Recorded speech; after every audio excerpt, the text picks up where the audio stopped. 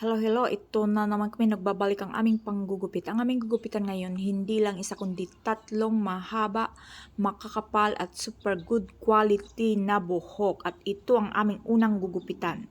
Magkano ba ring price dyan? 2,000 lang, no? 1.5 lang, madam. 1,500 lang. Okay, Day?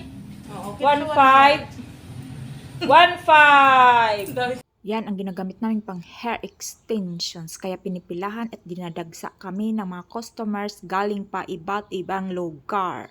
Para sa buhok niya, ang ganda ng buhok na 1,500 chares. 1,000! 2,000, 3,000! 4,000, 5,000! 6,000, congratulations! O ayan, narinig nyo, 6,000 sa buhok niya kasi maganda, makapal at saka super good quality.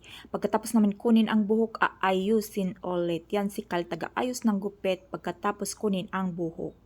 Ito naman ang aming pangalawang gugupitan. Sobrang kapal, sobrang haba at saka super good quality ang buhok niya. Ayan, di ba? Ang ganda ng buhok niya. Pag mahaba, ang gamot mo lang. Tinaday.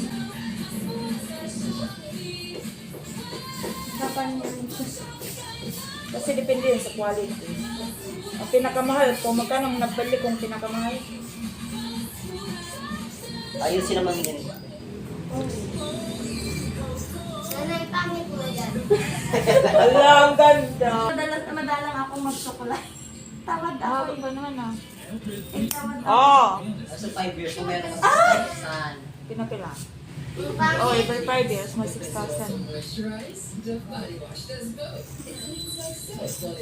haba naman yan. Ayan, ayusin naman yan ni Kal ang gupit pagkatapos kunin ang buhok. Before ibigay ang bayad, ayusin muna ang gupit. Hindi lalabas na hindi maayos ang gupit niya. 1,000! 2,000! 3,000, 4,000! 5,000, 6,000! Congratulations! O, diba, ang gagaling nila. Akong nag-training sa kanila, may pa-congratulations pa. Ayan. O, diba, ito ang pangatlo naming gugupitan. Super kapal at super good quality din ang buhok niya. Sure ka na? Ayan, pag sinabing sure na ilabas na ang gunting, kay ayan na naman si Madam, manggugupit na naman ang salarin sa panggugupit ng sagad. Kaya ka binabash kasi nananagad ka ng gupit, Madam. Ayan, ayan siya. Pero aayusin naman yan pagkatapos. Hindi naman yan papabayaan na ganyan lang ang gupit. Aayusin yan for sure. Ala, Day! Paano na yan?